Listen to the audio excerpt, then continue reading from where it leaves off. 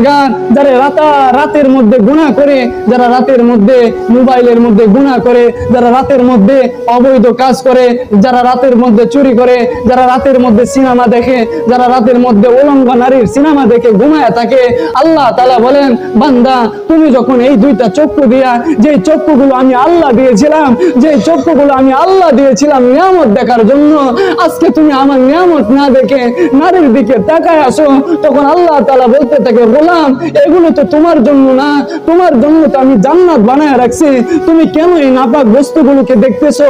আজকে কেন দুনিয়ার নাপাক নারীর দিকে তাকিয়ে আসো? আমি আল্লাহর কাছে তাওবা করো।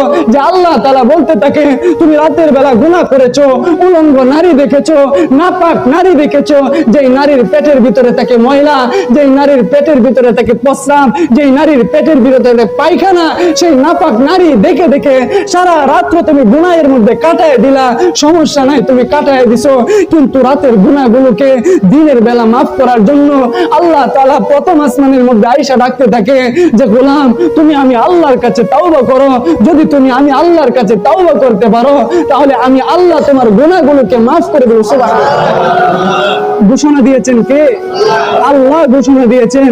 অথচ আজকে আমরা সেই রব থেকে দূরে, সেই আল্লাহ থেকে